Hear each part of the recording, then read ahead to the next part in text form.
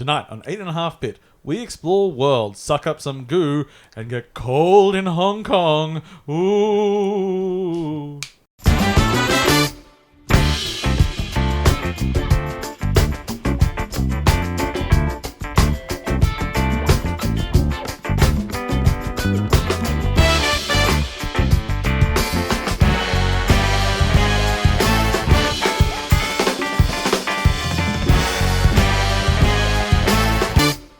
Welcome, friends of all designs, to episode 267 of 8.5-bit. I'm your host, Paul, and joining tonight are my good friends Sam. Hello. And James. Hello. And the games hinted at today's intro are, of course, The Outer Worlds. Not to be confused with The Outer Wilds.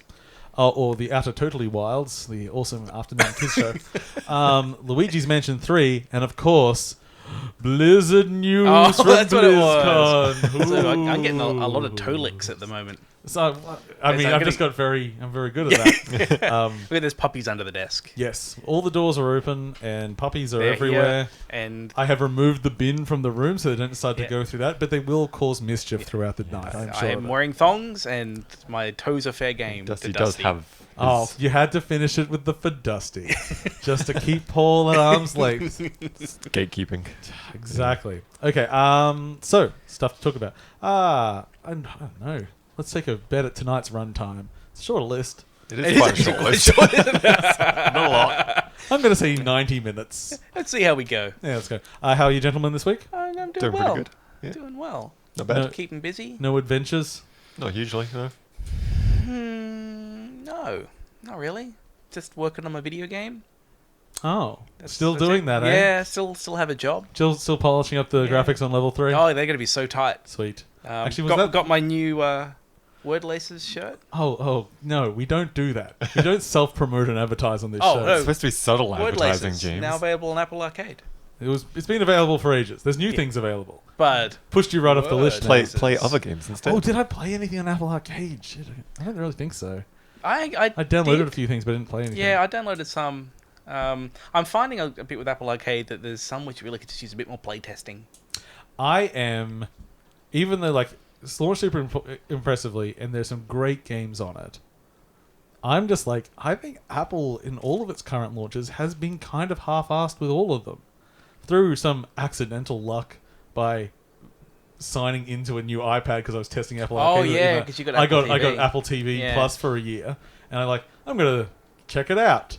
And I looked through the list and I said, "Oh shit! I didn't realize. I think it was Under the Silver Lake." I'm like, "I want to watch that." Oh, $16. What? Oh wait, this is just a thing to purchase. Yeah, you get 6 things, right? Yeah, there's 6 shows on the whole service, and they're not particularly good shows. It's very kind of strange. So with Arcade, they just went full hog and went here's 80 games or thereabouts. And whilst I'd like some more standards, some better curation, tools and everything in that, the games at least are really good. Yeah, there's some really good stuff. I think the Arcade, probably the biggest issue I'm running into most of the time is just I'm not that big on touch controls for a lot of platformers and things like that. But I've got a MacBook, so there's all this stuff I can just play on or on the TV. The thing we talked about last week with it not going to the TV the way I want it to from an iPad, that actually really has hurt my wanting to keep playing on it. I'm like, oh damn it! I don't think that's even in Apple's roadmap of guidelines and things to do. No, I don't think so. Yeah, because as you sort of pointed out, I don't really think that is something that a lot of things support. Some things support it, but it's not a common thing on an iPad to be able to output at a different ratio. But anyway. But comparing the Arcade launch, where it's here's a squillion things. In fact, I think probably too many. I would have liked to see them just tone it back. Yeah. I think they flooded it a little bit. And then Apple TV was because I was a bit confused as well, because I heard there was Apple TV, and I'm like, oh, okay, well, it's not that expensive. I'll have a look what to have see. They got? Yeah, can I get the show list, please, of what's on there? And where's the list? I see the 6 things. And I'm oh, that's it. Yeah, that's the list. Okay. And I mean, and Disney Plus launches in a week or two. And it costs about the same. And and whilst I don't really support the continued fragmentation of these services, I mean, in comparison, it is a non-event. I kind of expected it to be a bit more like Apple Music, where it's going to be we've already got this huge catalogue of TV. Yeah. If you subscribe, then you get access to at least a subset of this, you would something like Apple Music. But it's not like that. You'd think they'd sort out some of the licensing. Yeah, it's a bit strange. Yeah, because I was confused at first because there was a bunch of shows that I know belong to other streaming services. I'm like, that's weird that they're on here. It's like, well, they were there, but they're there to purchase individually. So like, okay. Anyway, let's talk about some video games. So, now it's on everyone's list. I didn't know Sam had actually got to play it, but we all played the Outer Worlds as far as I understand. I've played quite a lot. Yes. So Outer Worlds, Obsidian's new game, somewhat in the vein of the Bethesda style first-person RPGs, and of course they did New Vegas. So and they are the people that actually started Fallout, and then Bethesda got the license. More actual for realsy Fallout. Yeah. See, I was trying to figure out like what is the actual number and franchise of this game. Yeah. And I think I figured it out. It's actually Wasteland 5. Okay. I think. Yeah, because it was Wasteland, and then Fallout 1 was Wasteland 2. And then so we got up to Fallout. Oh, but if we're doing that, then what about the new Wastelands? Oh, that's alternate history line. That's a split timeline. Yeah, that's that one's just But I mean, people might not know that the reason Fallout came about was because they couldn't get the rights to Wasteland. What's the pre-Wasteland one, like Pool of Radiance or something? Pool of Radiance was this because there is a Wasteland 2, which is Pool of Radiance. Oh, but that was made by a different team, and that's the one where the mutation he turns into a clown. Yeah. And so your characters get more mutated by getting red noses and floppy shoes. What a time to be alive. Yeah. Okay, anyway, so this is in line, let's just say, Fallout New Vegas in space. Yes, I'd say the tone is, I think, closer to what I enjoyed with the original Fallout games than Bethesda Fallout games. Yeah. It's not taking itself too seriously. No, and Fallout never did. Like, Fallout 1 and 2 never did. They were great. They didn't take themselves particularly seriously either. Yeah. So my initial impression going in was I thought it was going to be like Skyrim in terms of its structure. So I thought, okay, there'll be a big open world, and I can walk around and go off any random direction. And I found now actually has opened up a bit, but generally it's a pretty linear path that you go through. So once I figured that out... You can go back along the path, but there's not a whole lot of reason. It opened up at one point, and it's like, oh, if you want to, you can go over here, but we highly recommend you go here. And I went over there anyway, and there's like... They said, no, look, you really don't need to go there first. But I did, and then it sort of started the quest. They really pushed back. And I was like, well, this is a pretty... I might as well just like go through the main... Like quest line, like just do it in order. It's what they've planned for. But yeah, once I realized that it's not Skyrim, structure wise, it's closer to I think a KOTOR or something, where it's here's a pretty big map. There's a bunch of quests here. You're gonna do a bunch of quests. You're gonna do a bunch of stuff with the characters, and you're gonna go to another big area, and you're gonna do some stuff there, and you're just gonna do that a bit. And there'll be a little bit of backtracking, but generally it's gonna be hub. The end. And so that's at least so far, and I think I'm about 20 hours in or so. So you must be getting pretty close to the end, really, because most people clock it at sort of around the 25 maybe to 30 not 20 hour line. maybe it's closer to 10 or 12 because I mean that's a big difference, James. Yeah, well, that's a lot of hours. So I mean I'm kind of through like the first couple of areas. I'm sort of in the third area at the moment. But I'm really taking my time with it. Yeah. So I do a lot of just sort of exploring and walking around, and that's probably where it falls a little bit flat. I find for me, there's lots of things to find. There's lots of crates to open. It doesn't have all that nice environmental storytelling. Very little. Yeah. Have you ever in your long-legged life in this game opened a crate and got something interesting out of it? If it's a lockpick, sometimes. What has been... just like weapon I hadn't, like a high-grade weapon. Interesting, that's the thing. Right? Because like a weapon which had a different kind of attack I hadn't seen like before. Early on, that kind of thing. There's stuff that's interesting that later on is just, you've got 10 of them. Yeah, so I've been quiet because I wanted some people to come in. Because it started up, and this game is very solidly made. It takes a lot of what people like in this sort of genre. And it executes it on it very solidly. And I realized one of the reasons it is so solid is because they've cut out a lot of the other things people do. Well, you can't put a bucket on someone's head in this game and do anything. Yeah. That's just not part of it. That's all right. So they've not had a... But also, I find it incredibly boring. This game is... What I do spend the majority of my time doing... Like, at the beginning, I was really excited. Like, oh, look, there's a locked door here, and there's a locked thing behind it, and what do I get? And I get into this back thing, and what's here? There's going to be some story or something. Oh, no, it's just a bedroom, and there's some extra ammo. Okay. Sometimes there's a data pad or something, very rarely, but it's not that common. Yeah, and it's like you might find like some dead people out in the environment and go like, this must tie into something. Well, so More far, ammo. I've never seen. Find some more ammo there. You go into a town and there's nothing particularly violent about the town, but you just go pick up all the ammo next to everyone's bed because the only options are hacking tools or ammo are the things you pick up, really, and a bit of money to buy some more hacking tools and ammo. And it's just like, this is a story-based thing, we're talking about moral greys and things like that. And then there's just a whole subset of people that are, they're just marauders. You just kill those. It's like, so is there any role playing? Like, is there an option of not killing these, or we could avoid them? I think avoiding, because I heard like you can finish this game without killing anyone. Yes, but it's the thing is like there's no nuance to this for an RPG, and like there's nothing bad. Like I was talking to someone at work about this, quite into it, at least initially, and they're like, it's like a warm hug coming into like, I know how everything works and everything does what it's supposed to, but also I kind of agree, but I also find that very boring. The moral grey in like the first big quest, which I think we'll talk about a little bit because it's relatively well known, but at least that like it was okay, but it was still a pretty rote exercise in like, what do you know? There's gonna be something nefarious on both sides, and you can like try to find a compromise. And I tried to make my own little compromise. The game didn't react to it at all. It's like, okay. I have heard there was actually a third way to do it. Yeah, that's the only way to do it, unless you're a sucker.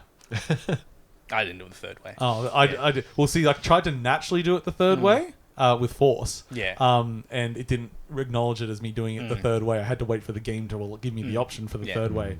And for something that I was excited for because it's smaller in scope, and I hope smaller in scope meant like detailed and.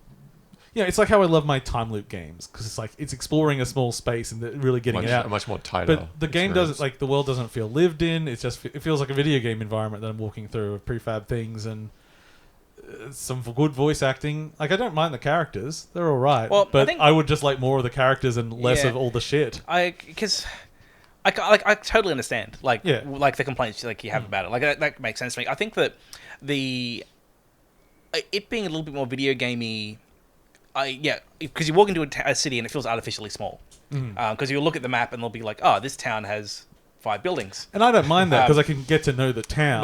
But also in there, it makes you think a little bit of remember like Shadowrun, the turn-based RPG, where what they did was they made it feel a bit like it was like more classic kind of Fallout style CRPG, but it wasn't really. It was sort of like a series of levels that you kind of played through. Yeah. But they were kind of going for the idea of wanting you to feel like it was more than it actually was. Is this Shadowrun Returns? Yeah, Shadowrun Returns. Because I never played original Shadowrun stuff. So Shadowrun Returns. And I get a little bit of that from this, where like if I load up like KOTOR these days, I look at it, it's like, no, it's too big.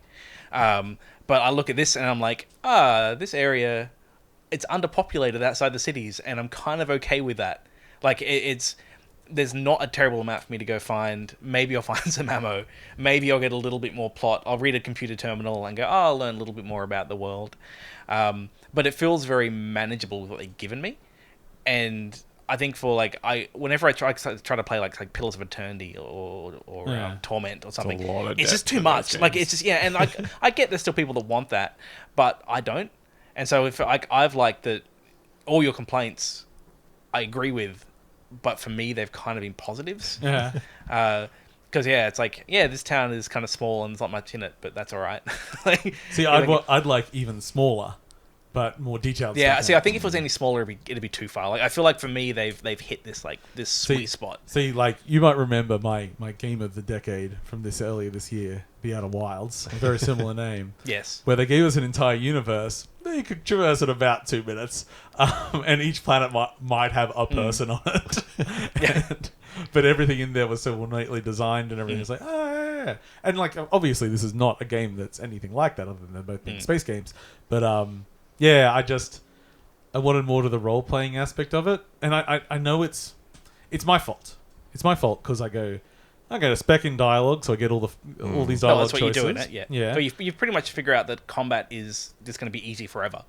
So stop putting 'cause points into that. I was like, oh, I love smashing stuff, so I'm just going to go into melee, blah, blah, blah, blah, blah. And then I just get a hunting rifle, and then I remember, oh, right, AI and pathfinding and shit in these games are terrible, so I can just shoot everyone from a distance with this surprisingly good hunting rifle that I just picked up in the first area, and I can keep Just bumping. modding it and making alterations to it and just keep tinkering with it. So really, I just need to invest all my points into speech and that. And I was doing a bit of lockpicking, but as I said, I've never found anything interesting behind a lockpick. No. So like, okay. Hacking, I guess. You can get into some terminals. But a lot of the lock terminals just have an email on them. Yeah, I found. It's normally just a little bit more lore. And so, like I've just pumped all my points into that kind of stuff as well, because like, what interests me in that game is a little bits of lore, learning a little more about the companies, learning more about the people. What I found interesting, so to not go into strong detail, but at least, so the initial thing is you land on the planet, and there's a cannery there, and the leader of that cannery is like, oh yeah, we're a bit run down and shit's going. There's some pretty funny stuff there, like the machines for canning the salt tuna, it's breaking down. And it's like, why do you keep breaking? It's like, because we're not canning Saltuna anymore. We're canning something else, and the machines aren't made for it. It's like, well, just make it work. But I can't. It's like, anyway. So they're just a corporate machine working through, even though there's flaws that they just like, no, just keep working. And there's a group that's splintered off. They've left and they've built their own little community. They're both drawing power from this power station. And they always like to give you a big binary decision at the start of all of these games. It's like, which group are you going to fuck over by turning off their power because you want a power converter that there's only two of them and you have to take it from one of them. So do you side with the big evil corporation, or do you go for the freedom loving hippies that have escaped of this world of servitude and everything? And what I found very funny about the overall reaction to this is that everyone's like, oh, it's so stupid. They make it so binary, good and evil, and like, it's just like cartoonishly evil and good. And like, what the fuck are you even talking about? Because one, you just have to do a little bit of dialogue to find out that not everything is great on the other side either. No. But also, basically the decision is about, like, do you like give just the freedom to these small people that aren't necessarily going to support other people either? It's like, does the freedom of that individual outweigh the freedom of all these people working within the system? And everyone, like, in their hearts goes like, of course the freedom of, like, yes, go out there, the entrepreneurs, the people doing it, and like, except we all live in this fucking society and we choose option 2 every day. So, for me that choice is more about how much do I like Space's choice, and for me the answer was not very much. And so that's what it's, because it more came down. But what about all the people in the town? It was more about Space's choice. At least that's the kind of character I've been playing. Just to fuck the people. James kind of says, person. Fuck the people. He did. He did say fuck the Fuck people. the corporation. No, because those people are fucking dead because of you, James. No, they'll be fine. They're not, because they do not know how to live on the land. You've killed them all, James. And there is a third option that does save everyone except one. Yeah. Because he's stupid. I've liked the dialogue in it. I found some of it to be really nicely written. Well, I also like that, like, I had these memories of, like, Fallout 1 and 2 of the kind of dialogue options I had. Because I in this game, they haven't voiced the main character, which I much prefer. It leaves a lot more for injecting into the character. And I remember, like, in Fallout 1 and 2 that there was... I felt like I had a lot of agency over the kind of stuff I could say. But if you actually go back and play those games and you look at the dialogue options, they're just as dumb and over the top that they are in the Outer Worlds. And so I kind of like that they went back to that. And because it's not voiced, then when I read the line of dialogue, which is the obvious, like, big jerk thing, because it's not a character saying it, it's more like I take the intent of it and I don't necessarily have to go, that's kind of exactly what's said. And so I've kind of appreciated that. You can pretend you're saying something slightly nicer, but still in a jerk way. I kind of liked that they went back to that over-the-top jerk dialogue. Some of the if you have a stupid character, some of those dialogue options are really pretty good. They're quite good. Yeah. Just like very caveman responses to things. Yeah. I do like when you're building your character. Basically, you're on a ship of colonists that got lost. And you're not so much lost, but you're not economically viable to rescue. Yeah. So that's the world in which we live in. Yes, They know you're there, but they've gone, well, we lost the ship. It costs too much for us to recover it, so we'll just take the loss and write it off. So a mad doctor of some sort comes on board, and he's got time to thaw one person out, basically, and he just goes through, and as you select different things, it's basically just taking a vending machine off the wall. It's like, no, the one that's got 2 more intelligence, that one, and no, and so it's just like taking from the selection screen while you build your character, which I thought was very cool. What I really loved in that screen was so much love had gone into it. There's a little commentary as you're putting points into it. It's like, oh, someone cared here. There's some pretty good dialogue. The choices you're making. And I like, so that scientist is a wanted criminal. So pretty much at any point in the game, you can just turn him over to the authorities. Oh, I haven't done that. I am about to do that, I think. Because I think most people aren't. So I'm like, man, I'll just do it. One of the first things I did was try to. Oh, yes. At the first town you go to, and the person there's just like, I'm not like, you need to go to the board for this. I'm just a small town cop.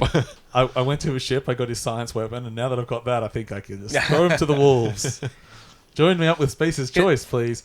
It's not the first choice. It's a Space's choice. The option to give him up reminded me a bit of in Fallout 1. There was the water chip you were looking for, and there was like this choice you had at one point in Fallout 1 where it's like, do you want to send more water to your vault and give away the location? And then by doing that, I think it like eventually they got raided or something like that. There was some like negative effect for it, and I was kind of thinking it might kind of play back into that, where it's like, I've got this choice early on where I can kind of give him up for some cash. But there's a puppy licking my toes. Repercussions down the line. Yeah. Oh, I mean, apparently it's a very different game after you give him up, from what I've heard. Yeah. Okay. So Outer Worlds, where are we sitting on it? I mean, I really like it. I've been having a great time with it. It helps that I only paid $1 to play it. Yeah, I'm happy that I was on Game Pass, because I probably wouldn't be less happy. Damn you guys. Yeah, like as I don't know, it's worth full price still. Like, I think if I paid full price, I tried very hard to get Game Pass to work. Yeah. It didn't. And then a very nice friend of mine online bought it for me on Epic. And I probably would still pay full price for it. I think it's worth it. Petty time. Petty time with Paul. Oh dear. Okay. So, what I fucking hate about the Outer Worlds. Yeah, all right. There we go. Environmental art.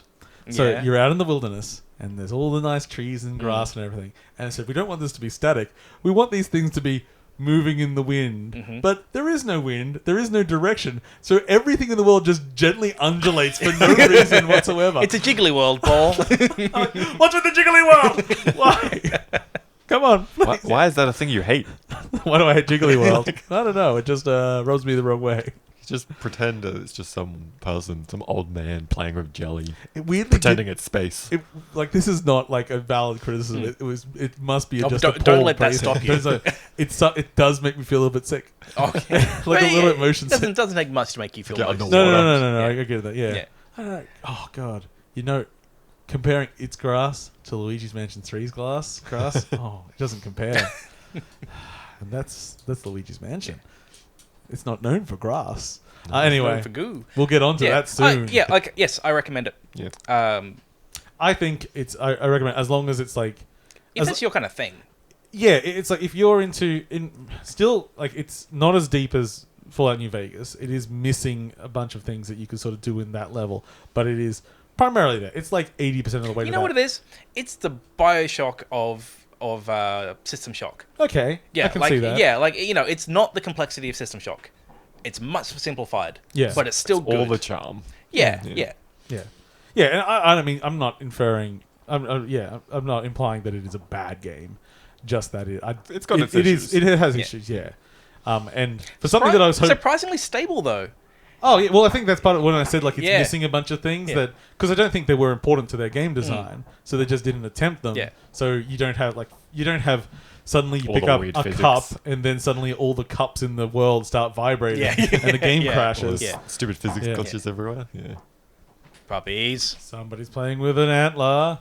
It's a tappy antler. I was going to take it off them. I should have, but I didn't. Joke's on me. Okay, let's talk about some other things while we go. I played 2 downhill mountain bike games. Didn't see that one coming. Please, Paul, tell me about your downhill mountain bike games. What I love is they both came out on Game Pass on the same day. Yep. It's like, so let's get into it. So there are 2. Yep. One that I'm looking forward to, and the other one I didn't know about. So one is called Lonely Mountains Downhill. It is a very polygonal, flat shaded design, And I thought you were going to say polygamous there for a second. it's a polygamous. I was really game. very Lonely interested mountains. in this. Lonely mountains. And it's downhill, and it's played from slightly tilted top down view, but you are going down towards the camera. Yeah. The camera is floating down in front of you, and you are going down. I already hate it. It has really good physics. It feels great sliding around a corner and going and like.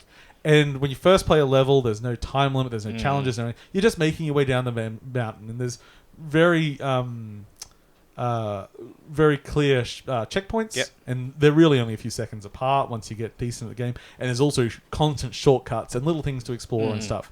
Now, part of the good thing about it and the bad thing about it is that this game really relies on you learning those levels, because the thing is, once you want to start getting fast, as you have just identified with your hate of it, you don't know what's fucking coming up ahead of you. Yeah. So it's fine when you're just dawdling around and having a good time. If you're actually trying to do it fast, you've got to learn that level. Now, you do, like in most of the time trial stuff, if you crash, you do restart that checkpoint, and it's not like that time adds up. It's like, no. Oh, so you It's just restart pulls you from back. the checkpoint to okay. checkpoint. But also then they have the challenges of don't crash too many times, stuff like that. So to get really high points, you need to not crash and do it quickly. Yeah. So it feels really good. I had one bug where I fell through the world, which was annoying because I was on very good time.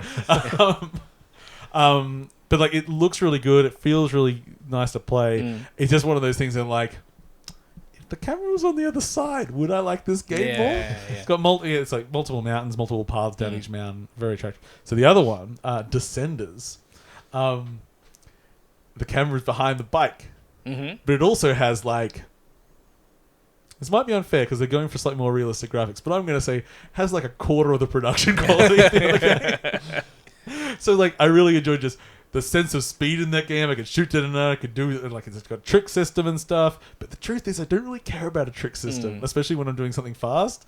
Like, I wish we could combine the games and put the camera behind the bike in Lonely Mountain, because that game just feels better and looks better. And the other one's really focused on online, and I couldn't even get it to connect properly. Okay. Like, it was... As in for like time There's supposed to be like a hub world with people going around and Okay. stuff, and I'm on Game Pass Ultimate, and nothing there. yeah, it just couldn't connect. I don't know what was up with it.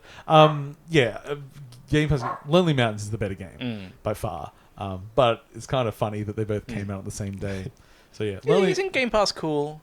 I do like Game Yeah. Pass a lot. I think now that I'm on the $5 tier, I probably will end up keeping it. Because I was on the Ultimate tier before, and that's like $15 a month or something. Yeah, But and I'll be back onto regular ones because I don't have an Xbox, so why would I be on Ultimate? yeah, so knock that thing down to $5. Like, yeah, it's pretty hard to like justify not having in it. what Like, other world would Paul be playing downhill mountain bike? yeah, yeah. Admittedly, Lonely Mountain I might have got. I have been looking at gifts for that for a while. Anyway, so let's do some news. Is that some Morse code? This is the news. Is intro it some kind of bulletin? song. Hideo Kojima has a video game coming out. He does. He does. It'll be out by the time you hear this, and Yeah. we will be playing it together and having I a can't wait. great time. I am bringing my Switch. Bring and your Switch. Playing Bring Luigi's Mansion bring while a you do book. that. Yep. Switch, We can book, pl- whatever yeah, else. we can be playing other things while playing this game. It'll be good. Okay, but he's also announced that in the future, his new studio will make movies. I'm so excited. God, I just hope that he has complete creative freedom. Yes, Of course. definitely. Because he'll put a 90-minute cutscene in his games. He's already making movies That's in, what I was the, about in to the say. games. Like, it's not like he isn't Halfway already through the doing movie, it. will you have to stop and play Pac-Man or something? It's like, Oh, We'll finally have that gatekeeper movie thing. There's Oh, that yeah. analogy where like Yeah. video games are the only thing that gatekeep you from moving forwards. exactly. Finally, Can't wait till he starts writing books. you can't. I want him to work with Netflix to make one of those choose-your-own-adventure Oh, yeah. things. I think that could be really cool. Yeah. Some kind of PT successor in Netflix form. In Fallout 76 news, before we get to the boy. big one, there's just been a big court case settled in Australia, Yeah. and Bethesda have to pay refunds Yeah. to Australians that want it. They gave incorrect advice on consumer rights. Yeah, Yeah. they fucked up. Yeah. But the more fun But- news. Fucked up in what, Paul? Narrow which one down. Which fuck up do you want to talk about? So Fallout, at the moment. So Fallout 76 has announced that they are, it's active already. You can now subscribe to Fallout 76 Yes. for Yeah, about Fallout $100 US a year, $100 a year, or about $13 a a month, somewhere something something like like that. Yeah. There are 3 things I really enjoyed about this happening. Yes. The first is the website that happened. Oh, because What's the website? Because someone else registered FalloutFirst.com. Yes, because Fallout First is the system. Yeah. Yeah. And put up what was their press release for Fallout First, but very modified and very not safe for work. I didn't see Is that. it still there? It's probably still there. I believe it is, yeah. I don't believe they're competent enough to get that thing pulled down. No. The second one was that it's possibly the greatest advertisement Outer Worlds could have ever had. Yeah, so it's basically the same day as Outer Worlds came out. They're Perfect like, marketing. this game that's very much disliked by the general public is now you can pay $100 a year to play it. After they said they would never add any non-cosmetic purchases. And the third one is that for those people that do actually play Fallout 76, This is good, yeah. there's a smaller subset of people that have actually signed up for Fallout First. Every single one of those people is being hunted down in the game by the people that aren't signing up for it. Yeah, so if you subscribe to Fallout First, you get a little icon next to your play name, so that has made those people a target. Yes. Basically a bounty icon. So here's fun things. So I like that it didn't work when it came out. And it gobbled up everyone's items. Yeah, so basically there's you get access to a private server, which has its own little issues with it. Because it's not necessarily private. The private thing becomes that anyone that's in your friends list can join your game without asking. And also, it seemed to be it was a recycled server. That was the thing that I found hilarious. So you could go up at a server and like someone's already taken all the stuff because it's an old one that people used to play on. What blew my mind was, why wouldn't you just reset them all? Mm-hmm. It's very half-assed. Yeah, it's because to implement it, all they had to do, right? This is how they did it. We're going to add this private server mode. Okay, so what we're going to do, as soon as we go to join server, it does a search for an empty server, and you join that one, and then they say it's full. Yeah. And that's it. And that was their private server. And it took some guy about half a day to do. Sounds about right. Yeah.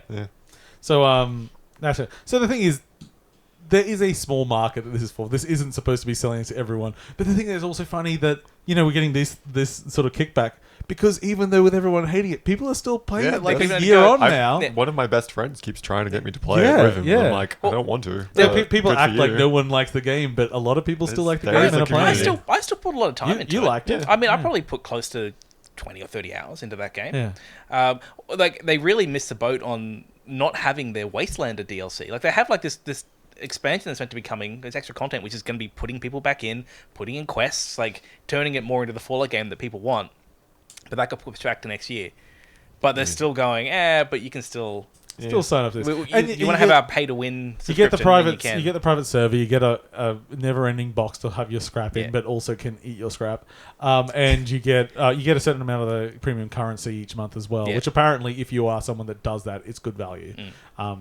But I can't imagine doing that. Yeah, I feel like they're a little bit going for what ESO does, because Elder Scrolls Online, you can play it for free, or buy it and then play it without a subscription, and then they just put in some kind of artificial stuff that kind of stop you from doing everything. So it's like it's mainly inventory based.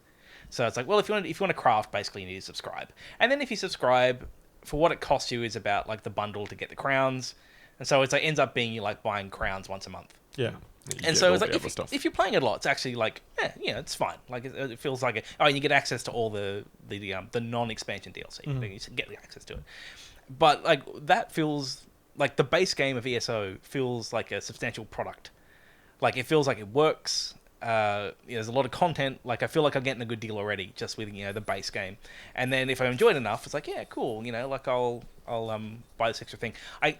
76, I don't get that feeling. Like the base game still doesn't work. Last time I loaded it up, which is probably a couple of months ago, I was still having issues where the mouse cursor would only access 80% of the screen.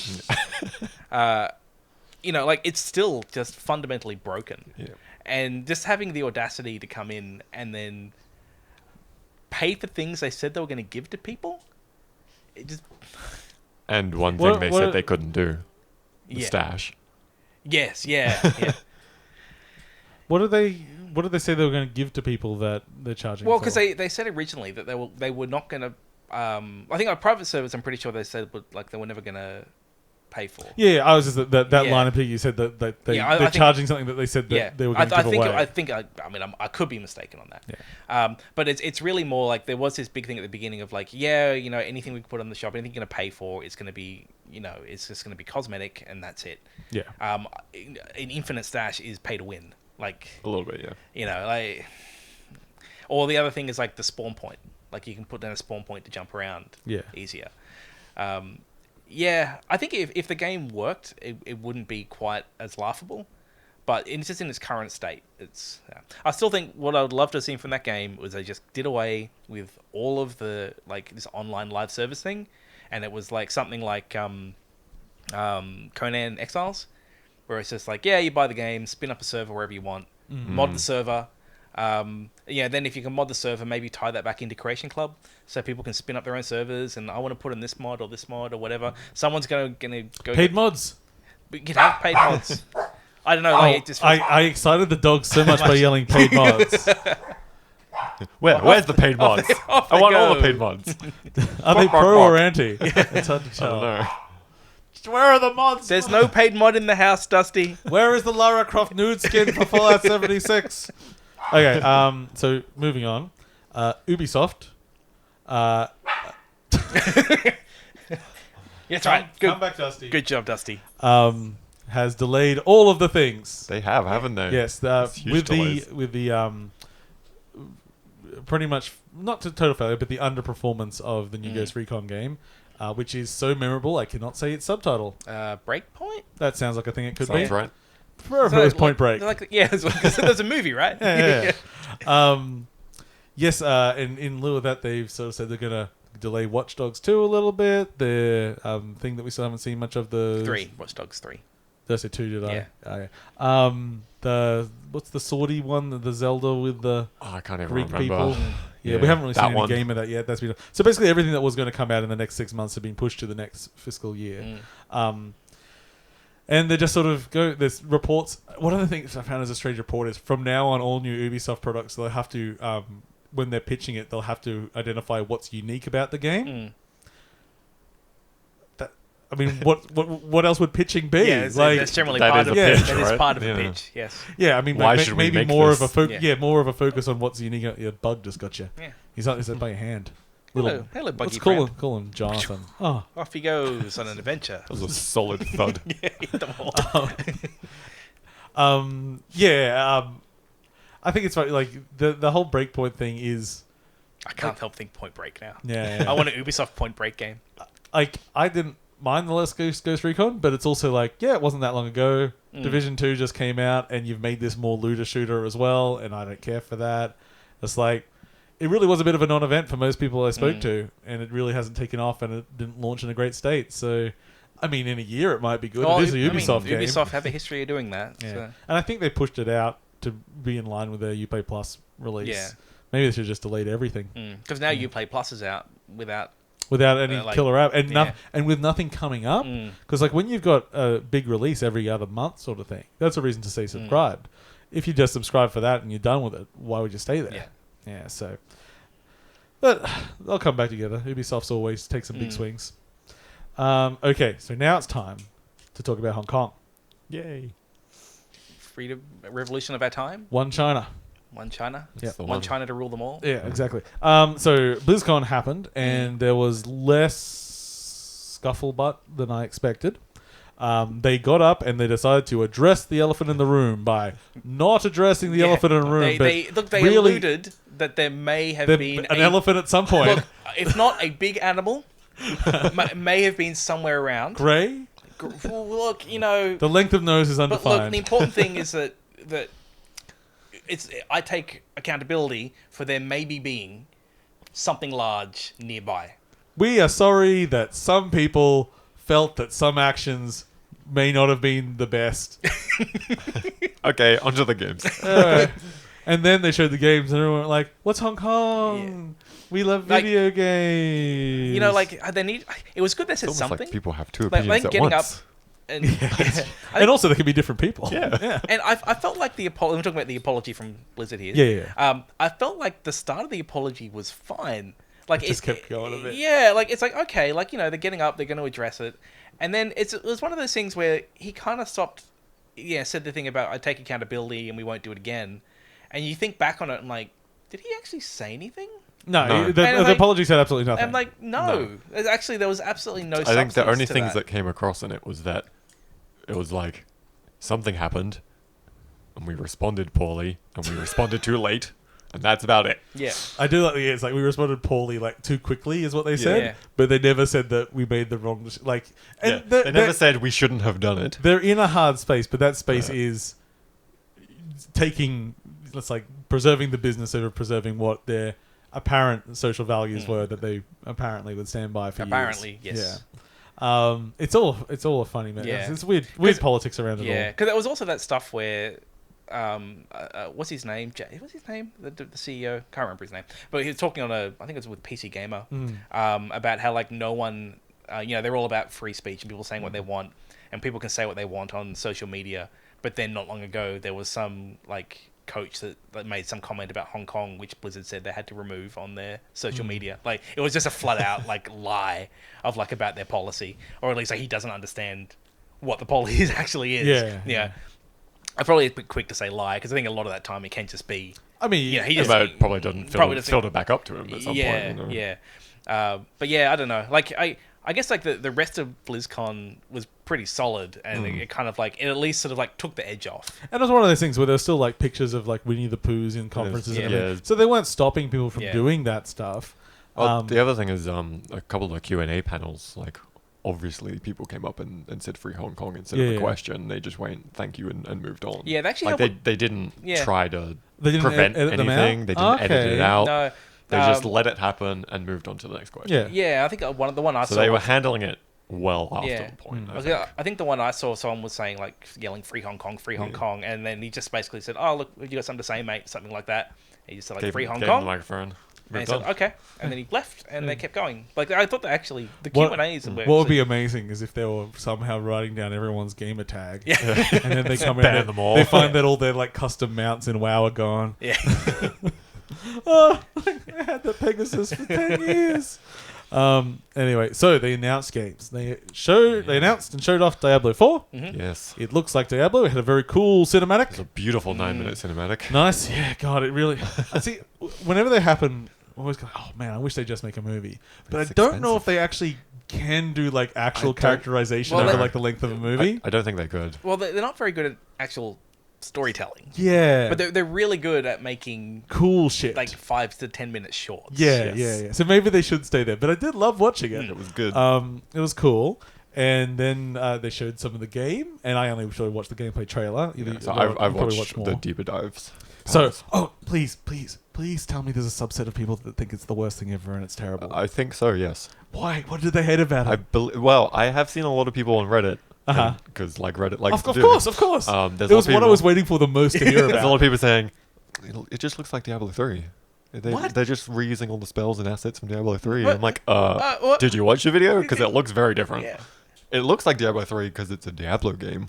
Yeah. That's about it. I mean, and they didn't make the terrible mistake of adding And color to it like they're- Diablo 3. They're reusing spells because they're just spells Spells that from exist Diablo. from the Diablo Yeah. universe. I don't know They're what you throwing- want, man. They're doing But yes, pyromancy. It's like, yeah. There is a subset of people that are, for some reason, very unhappy. Oh, because they always are. I really wanted like a bigger, like someone just really locked onto one thing. It's like, I can't believe they've changed the way like this jump works, and now it's the worst game ever, or something. How many people are saying it's a ripoff of Path of Exile? Not many, I don't think. Not that I was I've expecting seen, it to be yeah. that. I mean, I think it looks very Path of Exile-y, but then they're that's because- two games in the same bucket. Well, and it's because like- Path of Exile came off yeah. back of Diablo 2, and Diablo It's just 4 how is it's now off the working. back of Diablo 2. So I did they end up announcing Diablo 2 HD? No, they No. didn't. No, so that was just a rumor it was that one of didn't the come rumors. through. yeah. So it looks fun. It looks like a Diablo game. A bit of news came through that made me go, "Ooh," which was it's all versions of it are always online. And I went, "Ooh," and then I went, "Oh, well, of course, yeah." Yeah. Yeah. That's Well, what that kind of game is going in that direction. The Of big course it thing is. that they answered on that was essentially there is no way to play it single player offline privately. yeah, But that doesn't mean you can't play it single player. Yeah. yeah, It just Yeah. makes sense that if it is a shared world, it's still a shared world. yeah. It's just the nature of that kind of game these days, and yeah. It's fine. I was outraged for half a second until I went like, oh, Yeah. it's now. Look, can I Yeah, pause? wait a second, what can year am I can, in? Can I pause the game for playing by myself? Be nice if I could do that. Yeah, no. That's always a good option. Did they actually say that? Did they say no? Well, they've basically said you can't Yeah. play it offline. Ah, like it's always on. Yeah, but can you pause if you're just in a instance by yourself? You might be able to, I guess. Yeah. If you're in one of the private Yeah. instances. Yeah. Yeah. But I mean, like having more interaction with other players, like naturally having it seems like a natural way for that. Yeah, well, they talk series about to go. like there being world events. Yeah, so they covered a lot of things on the deeper dive PvP with how zones. it works, and what they're going for is basically keeping it feeling like an empty, barren world. Almost the further away you get from the hubs. So, like, if you're in a town, there's going to be a lot of other players running around, and then as you come away from the town to the world, there's going to be a lot less players that you run past unless you're in the group with 3 other people.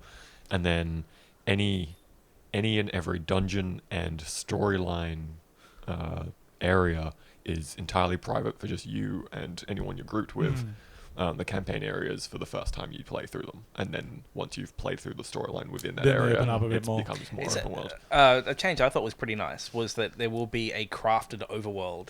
Yes. And then it's going to be randomized dungeons. And I think, like, especially Diablo 3 is technically random, but it wasn't. It was the chunks of randomness in Diablo 3 for the overworld. It was just where things were. Yeah, it's like, it was really... And if something didn't really spawned. add anything, Didn't add anything. So the idea of it being more of like an actual defined world, I think is going to give them the ability to make the world more interesting.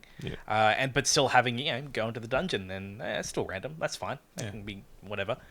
I don't know. There's lots in that game that's getting me excited. They seem to be bringing in a lot of nice systems that get skill trees should back. be in there. Skill trees are back. Rune words are back. Yeah, stuff that you combine. It's so like conditions you've and got actions, skill isn't it? points. There's a talent tree, and then there's also rune words, which is a condition and an action. Yeah, there's going to be a lot. They're also talking about making it so it's not as set focused.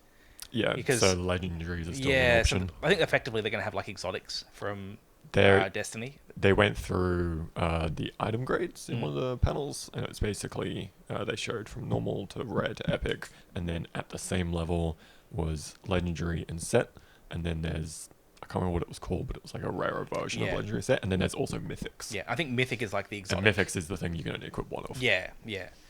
Which I like. There's going to be options there. Like sets are kind of well and good, but I did feel in Diablo 3 when I last played it, it was really just about I got to get this set. The current set for the season. Yeah, so here's the season, and this is the set you have for the season. And that's kind There's of a lot less customization in 3, and it looks like they're really trying to pull away from that with 4. You can customize your character now? Is that a character builder? Yes, they showed some of the options. So effectively, it's still... They haven't showed it fully. So what they did show is basically you pick a barbarian, and there was 8 presets. Yeah. So 4 male, 4 female presets. And then there was like a throwaway of remark that was like, once you've picked a preset, you can then further customize. So maybe you can change hair color or something like that. Like the WoW character builder almost, I think, where you pick from, head 1 through 10 or whatever. Which is still better than just here's 2 characters. Yeah. It did feel like they were doing a lot. Like it felt like a sequel. It looks meaty. Yeah. And it looked like they've been doing a lot to respond to the complaints from Diablo 3. Even though I think Diablo 3 is in a pretty good place now. Like I'm quite happy with it. When I played it on the Switch, I loved it. Like I had a great time playing through that again. But I do like that they've taken a bit of a step back from the streamlining by putting things like skill trees back in. Yeah. Making it more about customization. I'd like to see what the long term plan for this is. I'm kind of hoping that they talked a little bit about like the end game at the start, and they did mention that there will be expansions and there will be some form of microtransaction, but I think the quote was that they won't sell power. Yeah, which was the big thing with the real money auction house. Oh, that was Diablo 3. Yeah, the biggest mistake they ever made there. Yeah, it's easy to forget that, but that was such a momentous clusterfuck. It was. It really was. It's like, never monetize the loot system. It's when your system is about, no, don't do it. But yeah, there's some good stuff. How you going, buddy? Right there? Overwatch 2! Look. It's the end of this conversation. It's time for the new conversation. But this is the game that actually feels like a sequel. It does. Yeah, we can rag on about this one for a little bit. Is there legit anything else to cover with Diablo 4? I don't know. It was starting to feel a little bit repetitive. Just very excited for skill trees and there's more meat. I mean, I can't care. It looks like a sequel to Diablo. It looks like a good one. I know. For fans of the genre. I know I'm gonna play a shitload of this game. It looks like it'll be solid. I will play a lot of this game. And I'll buy it if people want to play it together. And then you'll complain about clicking. Look at me click on my Windows Explorer. Windows Yeah. Explorer the game. That was always such a like. I still say it because it's like it's like historic. But it was such a weird thing where I used to claim that Diablo was Windows the game. You had to click on everything. It's such a weird way of taking it. Like, isn't that literally any game that controls with a fucking mouse? You click Basically, on cookie clicker, Paul. Yeah. It's an idle game. It's like that's a stupid criticism, Paul. You're stupid, Paul. Right now, I'm done with Diablo 4. Cool. I'm looking forward to it. Overwatch 2, the second Awesome. Overwatch. Come on, Sam. Tell us about what is. So Overwatch 2, redefining a sequel. How has it earned its major number increment? So here's straight from the mouth of Jeff Kaplan of why it deserves to be a sequel. And it's basically, he said, if you look at everything they're putting into it in terms of content, which they haven't told us everything they're putting into it, to be fair. They've told us I'm the just getting things. rid of this antler, sorry. Yeah. In terms of that it's going to launch with almost as many maps as Overwatch 1 did. There's going to launch with a whole subset of new heroes. It's got all the new PvE modes and everything. When you take the content they're putting in, it pretty much is a sequel. Like, it is a game by itself. What he said was the whole thing about redefining what a sequel means is purely 100% on the fact that you don't lose anything from Overwatch 1. That's what they mean when they say that. And also, if you don't buy the sequel, you get most of that stuff in Overwatch 1. You get all the new content. Yes. So fucking weird. So basically, when this was rumored, this was a discussion at work about it, and it was sort of saying the same sort of thing. Not quite that everything would go back to just be packed into Overwatch 1 anyway. But it was me just saying, like, how is this going to be a 2? It's like, oh, well, they promised they'd never do paid expansions. Yeah, so they've just made a sequel instead. Which is a paid expansion. Yeah, it's a roadmap on new stuff, and they've got PvE in there. Like, they've done lots of back end stuff. Like, there's a big that's the other graphics thing. overhaul. They've and all this rewritten stuff. the Grunge engine. Yeah. Basically. Like, it's not like there's no work. It's just, and the PvE stuff seems more in line of like the events they were doing. Yeah, than just actual larger scale at the moment. Yeah. Just not like cool. From more reports from people levels. actually playing the demo at BlizzCon, it's not quite there yet. Yeah, because I want it to be like Left 4 Dead or something like that. Or Battleborn. It does supposedly feel much like the current 4-player PvE events, Yeah. just slightly longer and larger in scale, and a couple of extra things thrown in. Yeah, which is a little bit disappointing. But I mean, like, it's fun. And it's cool that everything gets rolled back, which technically means that even if they don't release Overwatch 2 on Switch, they're keeping it all parity, so it's getting all that shit as well. So it's kind of it's kind of cool. The thing that hasn't been weird. outright stated, but I believe they're implying as well, is that you if you're playing the regular 6v6 Overwatch PvP, it doesn't matter which one you're playing on, you're all in the same server bundle. Yes. And I wonder if they'll so the people with the new like, new UI and the new graphics are playing against people with the old UI and the old graphics. You know what would be very a bit funny? like Warcraft 3 Reforged and StarCraft Remaster and all those games that are doing it now. Especially the Switch version. If they said like, oh, buy Overwatch 2, or if you want, spend $30 for an upgrade. See, that's what I'd be interested to see if they do have, like, if you already own it. Yeah. Don't pay as much because you're getting all this stuff anyway. Yeah, exactly. Just pay what it would cost for the PvE amount. Like, just here's $20. So fucking weird. Okay, now Paul gets to tune out again. As there's something here called WoW Shadowlands. Oh, there isn't too much to say on this. There's not a lot. Like, I think I'm still playing WoW, but it can be summed up as they seem to be taking a lot on board with what they've learned with the last 3 expansions. Don't look at me. And making a lot of... I'm trying to include you, Paul. I actually, at work, because Callum is someone that plays WoW, I said, like, tell me what I'd find interesting about it. He goes, like, what you'd find interesting? Like, no, just like generally, like, what are the high points? Like I can't. It can really be summarized as so far it looks like they're taking on board a lot of comments and making changes that need to be made. Example, endgame issues, where current endgame is you have to do your things every week to keep up with everyone else, and if you don't, you fall behind and it's pointless playing. I hear they're squishing the levels down to 50.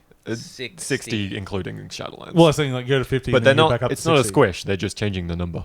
Yeah, well, I mean that's what all video games. It's kind of a squish, but yes. It's like my power level's 9,000. What does that mean? They're just halving the number. Aren't they also doing a bunch of stuff? So if you go back and play through areas, so this is the big thing that I think is going to be good for it, is how they're changing both new player onboarding and how you play new characters if you've already like made it through to max level. So because they're doing a level squish for 1 to 50 and then to 60 for Shadowlands, what they're doing is a whole new starting zone for new players, which is 1 to 10. Then if you're a brand new player with no other characters, you play 10 to 50 in the latest expansion, Battle for Azeroth, so that you get all that new storyline, and then you're ready to go and are on the same page with everyone else for Shadowlands. If you already have a character, you play 1 through 10 through either the new starting zone or one of the original starting zones, and then you pick an expansion, and you play through the entire storyline of that one expansion to get to 50. Instead of hopping about all the different fucking timelines and lore, and like for example, Mr. Pandaria, if you decide to go to that area, so does that mean I could even at get the for, moment, like for Burning Crusade? you go through one zone and you've out-leveled the whole expansion. So that's even for like Burning Crusade. Including- If I you can decide I'm going to play every Burning single Crusade, one, including classic. that's cool because for Burning Crusade, whenever I level a character, is always just the this is it's where like- this is where I do dungeons, Yeah, pretty much. and I do the dungeons, and then I'm through that that bracket. So you can create a knot, you can go, you do your starting zone, and then you go, I want to play through Burning Crusade.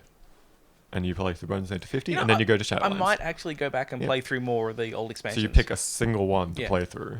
And you can still, like they said, if you really want to, you can still hop about. And their quote, which a lot of people in the community call it, is playing Who's the Current War Chief for Horde, because it's changed 5 times every expansion. I tried to and pretend you're going laugh through all the there, different timelines. and I'm like, it would just be too creepy. Do they have a war chief at the moment? Yeah, it's still Sylvanas right now. Is he still technically a war chief? We're in 8.2.5, and the next big one's 8.3 before Shadowlands comes out. And what I'm currently playing through is the story of like a subset of the Alliance, and a subset of the Horde has teamed up with the Alliance to try and take out Sylvanas' war chief. So it's Horde vs Horde. I thought she'd already been outed. And then, as part of that patch, I'm still playing through it, so maybe at the end of what I'm going through now, yes. I believe either from leaks or from other stuff, the end outcome is basically the Game of Thrones outcome, where instead of having a war chief, they have a council. Oh, okay. But it's getting chilly in here. 2 seconds. And then the big thing with Shadowlands is Sylvanas is one of the main big characters in Shadowlands. One question: who is Sylvanas? Just to check. The elf that you kill when you play Warcraft 3 and turn into a banshee. Warcraft 3 was the first one I didn't like. You mean that Battle Realms? Which is the other game I played literally this afternoon before coming over. The remaster thing. Warcraft 3 Reforged. Oh, how's that looking? It's looking good. Yeah. I played one game, got my ass handed to me. Expect so? Because it's only multiplayer. It's only at the multiplayer. moment. See, I would the beta is multiplayer only right now. I would only be and it's interested in only playing 3 of the races. Yeah. I'm only interested in playing through the story. It's Warcraft. It looks nicer. They've made a lot of nice updates to how it looks, but it still plays like Warcraft 3. Solid. Oh. Okay, let's kick this up a notch. It's time for Paul's Switch Grip Hour. Yay. Woo! Paul's Switch Grip Hour. Switch grip. Let's all talk about the Switch Grip for the Switch. Yeah. It's so good. So, the Switch Grip, if you've forgotten, is the special grip that Paul bought. The spinny one? Which lets you put it in Tate mode, or something that's Tate mode. I've never heard it pronounced. Tate mode. It's just Tate. Tate. It's potato mode. Know. Tate, yeah. But that's where it's vertical. So I bought a game called Horizon Shift 81. Sounds good. And it's an arcade game, and I spent $1 on it.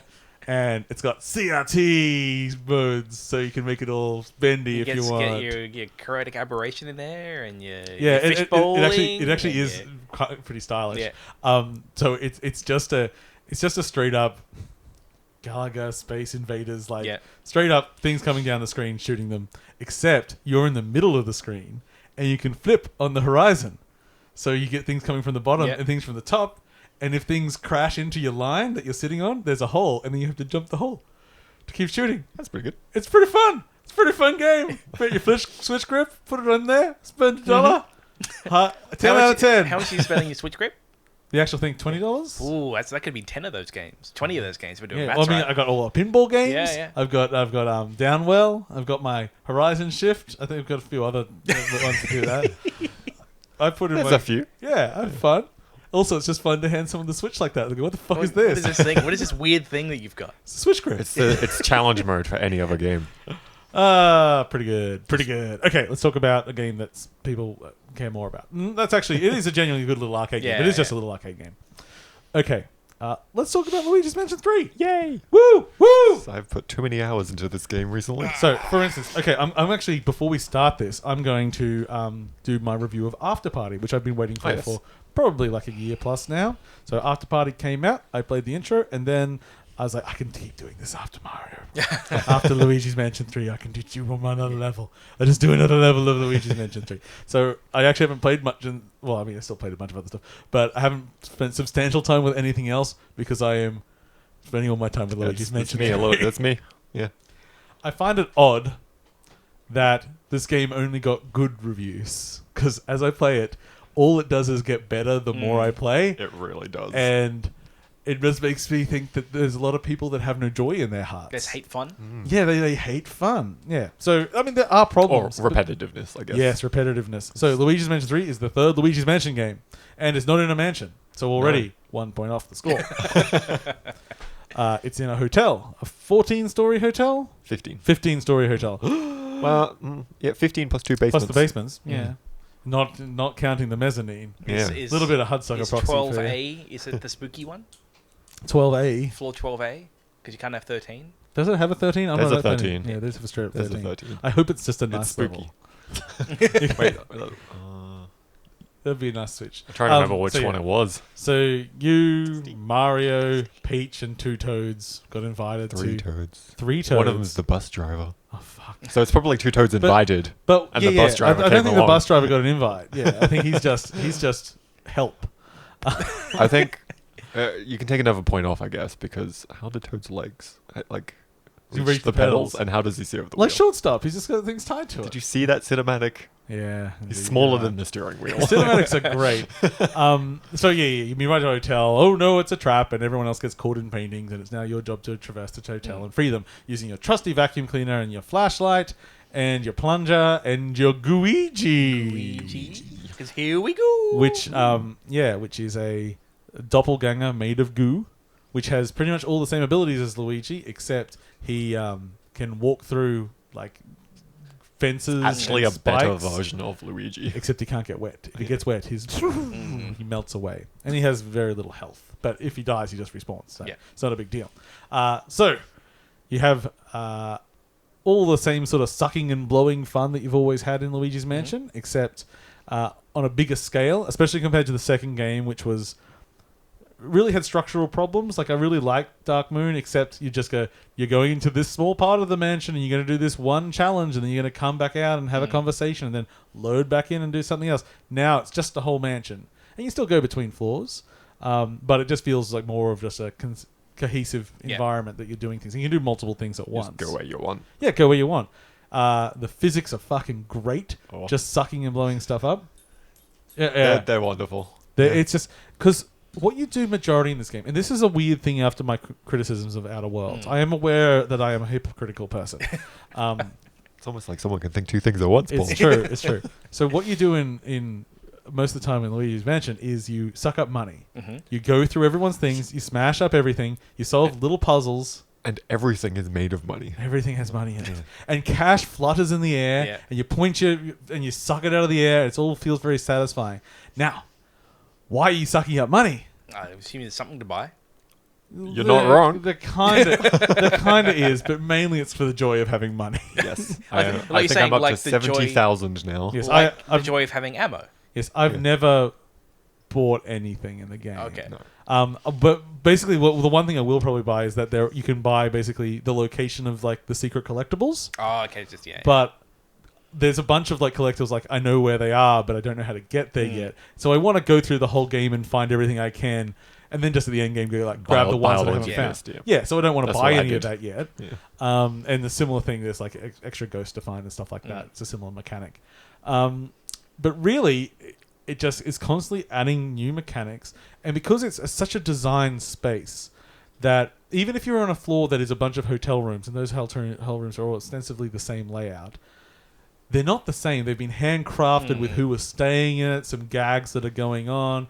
There's so many objects that are used only once. Mario's room is full of pizza slices.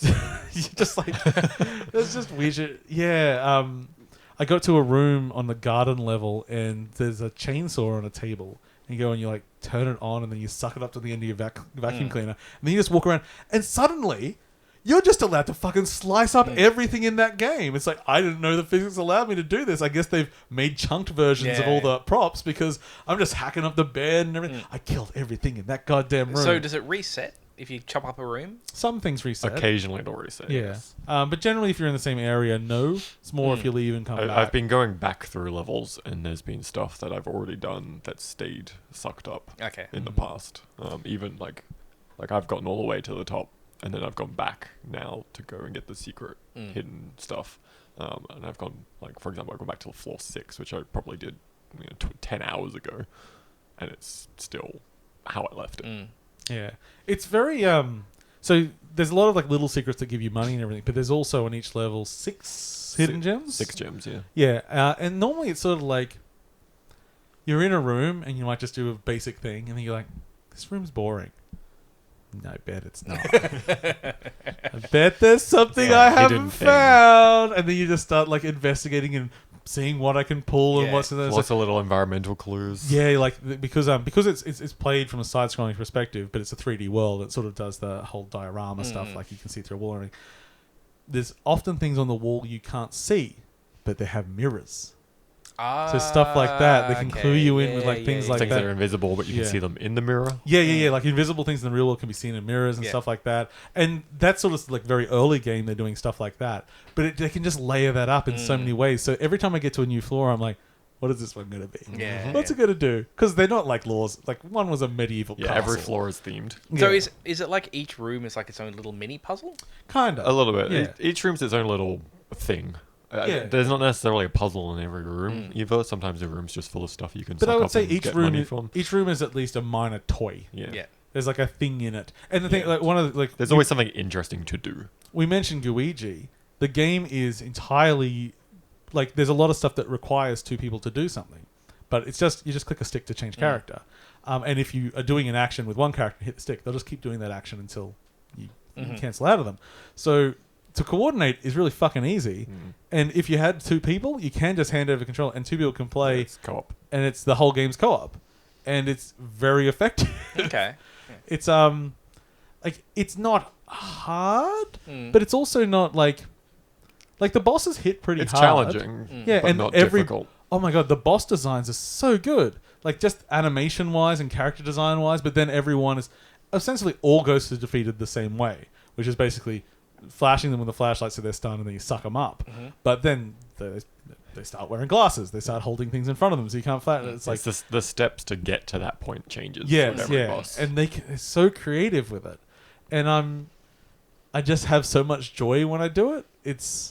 But you do spend most of the time just sucking up money. But they've made sucking up money feel good. Yeah. And I'm just having a wonderful time. I am interested in it because I played 2. I didn't really like it. And the bit I didn't like was just the structure. Yeah. Because I think there wasn't any... I think I got into a room and I might have died. I can't remember. And like the whole room reset. Like it was like each...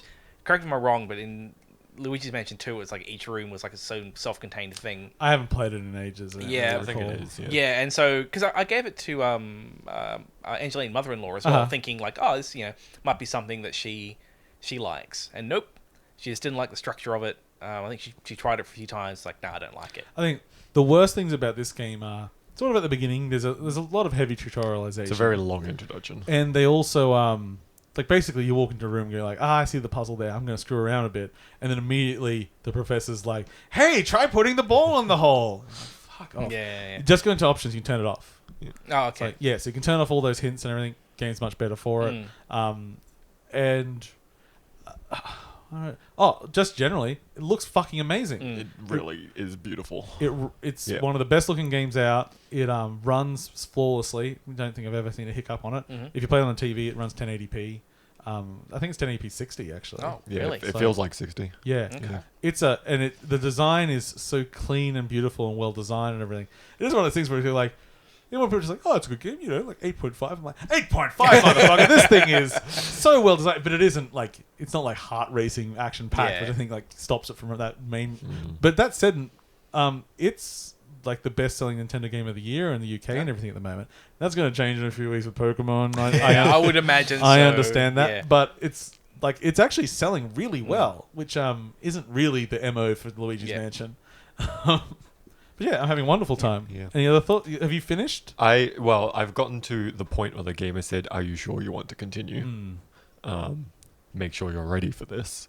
And I'm not sure if I hit yes, I can then go back. I assume I probably can, but I've taken it as a point to go back to get all the stuff, go through and collect everything. And the thing is, the going back. So And I've the stuff experienced is pretty much good. everything except what would be considered the end of the game. Yeah. It has some really beautiful choices from a game design perspective in terms of naturally teaching you mechanics before they get used in more advanced ways. For example, there is a floor a bit later on than where you are, I believe, and I won't spoil any of the stuff. But there's a room filled with sand, and it has full sand physics. You can suck up sand, you can blow the sand away and make larger piles. Even if you use the jump ability, it creates like a little blast radius where it's like cleared around you. And it's just this big open room, and there's a few ghosts in there that you can go and fight. But mostly, I spent like 15 minutes just fucking around with sand, and then I sucked up every single bit of sand in the room. The attention to detail is great. And then all the puzzles later on that floor use that mechanic. Okay. And get harder, and then the boss then ramps it up a notch. So like the sand as a single themed floor, it works really nicely. And then a few floors later, there's another bit of some sand, and you immediately know what to do. And like there's a lot of little things like that where it's introducing a mechanic in a safe environment or a safer environment, which is just like it's just good game design. Well, that's that 3 stages. Like that Nintendo's Nintendo always been very good at it. Yeah, they've got like they introduce the mechanic in a safe place, then give you something where you interact with it in a way that isn't safe but obvious, and then subvert in some way, and that's sort of like their general 3 steps. Yeah, and I guess that's almost so.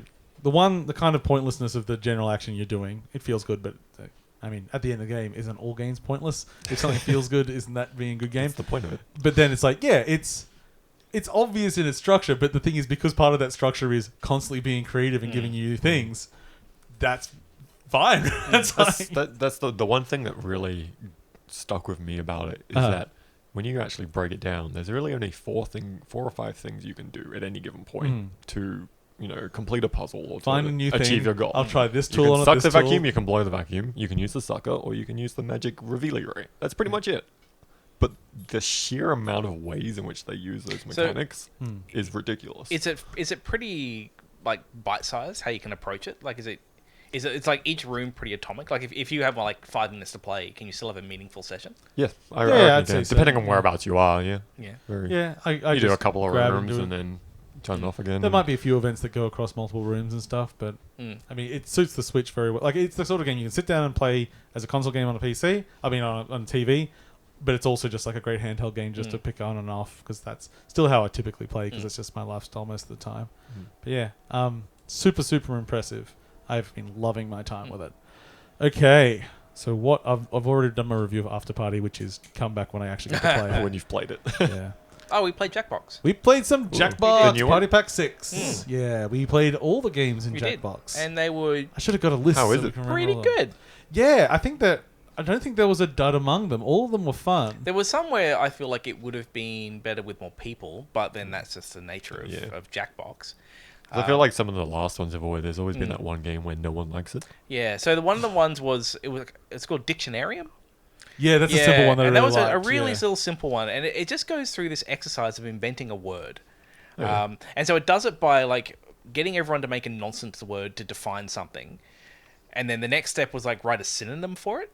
So it's like it kind of anchors you in this imaginary word, but then you make a synonym come up with 2 for words it. that kind of mean the same thing. Yeah, and then it's just sort of kind of start using these sentences and kind of things like that. It was a really simple thing, but very effective. Yeah, because I think it gives you a nonsense word, you write what the definition is, then you make a synonym for the original word with that definition, and then, what was the last stage? I think it was just starting to use it in sentences. I think that's... Yeah. And then it was like picking the best use of the word or something like that. And so the end would actually be basically a dictionary entry.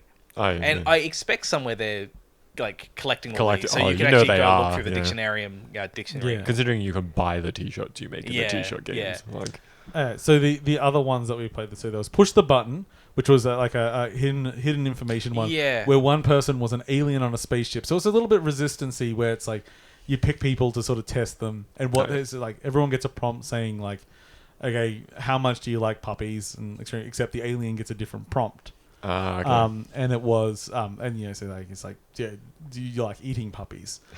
And so then you have to, once it's revealed and everyone's answer is revealed, you're like, well, what the fuck's up with your answer? And the person has to justify to hide that they're the alien, and then they layer up a bunch of other little mechanics over it. Would be better that we only play with 4 people. It wasn't quite enough. Yeah.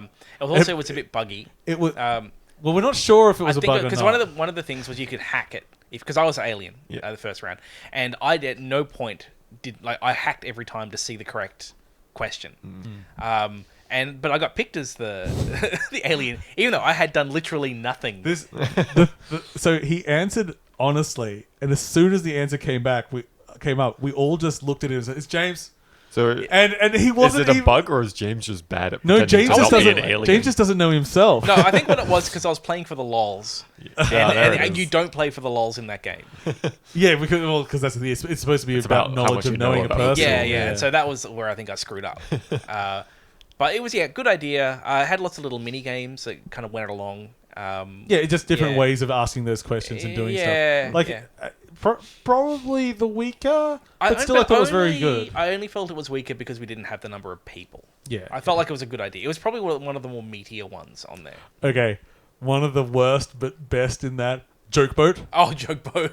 So Joke Boat is you have to make jokes and then perform them. Oh, no. The game will perform them for you if you do, which was kind of funny on its own. But it's like everyone writes down ideas and then it comes up and you've got to like finish the punchline of a joke. Oh no! So it's like it's a half filled in Mad Lib in a joke format, and then you have to just finish the last few words.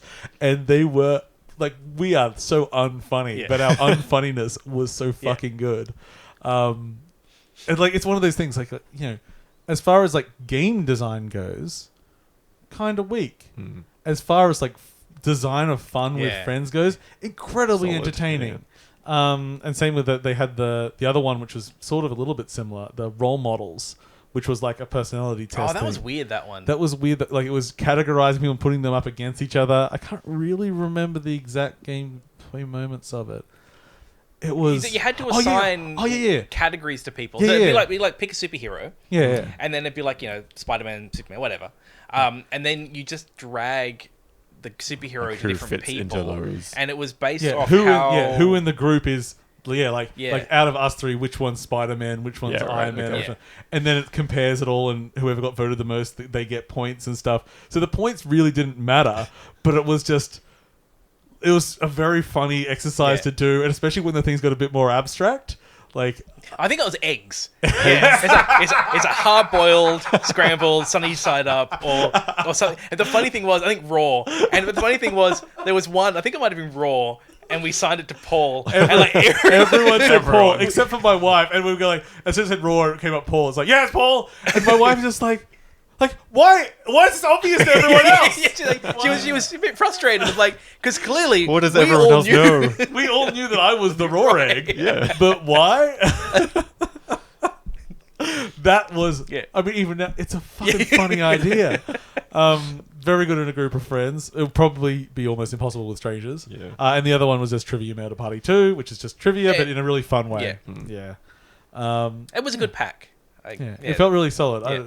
Man, even just remember that role models thing. I want to go play it again now. Let's have another party. Let's go. It's funny. It's pretty good. Yeah. So Jackbox still action game. Oh god, that's the worst one they ever did. It's like why? How that even got out of prototype phase, I do not know. It's like, hey, here's a thing that doesn't work in theory. Well, let's put it into practice then. So Jackbox 6. Fun. Okay. So we have some things that James that I missed. We didn't have to talk about. You got 2 things there. What's the other one? Oh, instead of reading it, you can decide. Oh, ArcheAge. Yeah.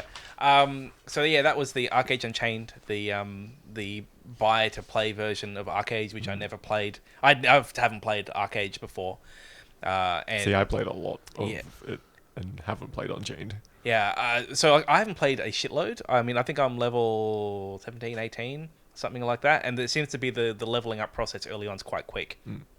So I might have put maybe 3 or 4 hours into it, maybe not a lot. At least so my impression of it so far, it's from someone who knows absolutely nothing about ArcheAge. I like that it's like a pick 3 skill tree system. I like that. Like there's like a shitload of classes, and it's just like pick 3 things, and then how you spill points as combos and things like that. That's kind of cool. The world itself, I quite like. It's I've been playing the race. I think they're called Warborn. Oh yeah, the demon boys. The demons. They're like possessed. They're like these possessed demons that slaughtered a city and then were set free. Something like that. But the actual story for the Warborn has been really good. Like as far as like a racial narrative, I've actually really enjoyed it. The writing is terrible. The voice acting is terrible. But through all that, it's actually a pretty good story. That surprised me. It's like the storytelling is good, but the delivery is bad. It's sort of what it is. But I don't know. That's about as far. I've just been doing a bunch of the story missions and playing around different classes, and I'll see I'll probably go respec and try some different combinations because there's 150 there's a lot. Yeah. There's That's a lot. the way it works. Yeah, there's a lot in there. I heard there was some issues with the end game because it's very economy based, as I understand. So it's all about money, about trade packs and I guess a bit like Eve, moving goods around with boats. Yeah, I guess a bit like Eve, that. And there was some issue with because they got their equivalent of Battle Pass. I think it's called the Arc Pass, and it was injecting a lot of money into the economy. Yeah. And I think they've been suspended for now. So I think they've done something to stop the flood there, which I thought was a good sign. It was there was complaints about this thing is ruining your end game. They've actually taken the point of getting rid of it for now. But I think it's something that I'll eventually will put a lot of time into. But for now, there's so many other things going on. Every now and then I load it up and go, oh yeah, the combat feels pretty decent. It looks like there's a lot of customization flexibility here. Yeah. Sounds like they've made it better than it was. That's for sure. Because it very much went pay to win. That's what I heard. Very heavily pay to win. And very quickly too. Yeah. I think I played it for the first 2 months it was out, and in that 2 months it just went downhill so fast. Have we covered what kind of game this is? Oh, it's an MMO. It's an Okay. MMO. Yeah, sorry. I thought it was. Yeah. People can guess by how silent you are, Paul. Paul's not talking. Yeah. Must be an MMO. Yeah. Hey. I don't talk about a lot of things. Fantasy MMO. Which I've been playing in the East, which is the demons. So it's split east-west, but it's kind of like the faction thing in WoW, right? Yeah. There's 2 races on the west, 2 races on the east. But then you can eventually learn the language of the other one. Yes, you can, you can kind of swap the other, and then so the other side is elves, dwarves, humans, and something. Yeah. And then on I the love other the something. Yeah, I can't remember. And then the other one. The west is all your typical fantasy races, and then the east is the weird ones. Yeah. It's the demon people and the cat people. And a couple of others. Yeah. David Bowie was in Cat People. Anyway, anything else to say about ArcheAge?